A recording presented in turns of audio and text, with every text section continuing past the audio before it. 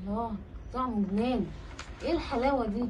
انت كده اتعينت خلاص، انت هتبقى انها احسن شيف. انا بعمل جميع انواع الاكل. مم. جميل جدا جدا جدا. انا عمري ما دقت حلاوه بالطريقه دي. قول لي بقى، انت اتعلمت الاكل فين؟ السجن. انت اكيد بتهزر صح؟ لا لا، ما بهزرش، بس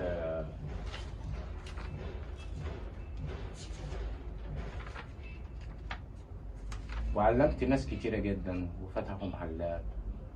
انت بتتكلم بجد؟ م? انت كنت في السجن بجد؟ من 5 سنين. انت عارف انت فين؟ فين يا فندم؟ المكان اللي بيجي فيه ده رجال الاعمال والناس الكبيره، في الاخر يدخل واحد رد سجون. بتحكم عليا يا فندم من سابقة؟ لا لا لا، خد ورقك واطلع بره. انا محتاج الشغل يا فندم، عندي عيال. وانا ما اقدرش اشغل واحد زيك رد سجون يجيب لي شبهه للمكان. هو حضرتك شفتي مني حاجة؟ من غير ما اشوف من كفايه. 5 سنين حد شاف مني حاجة؟ ده حتى بيقولوا على الأمثال ياما في الحبس مظالم.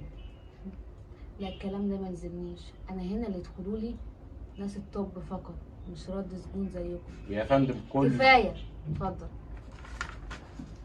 شكرا.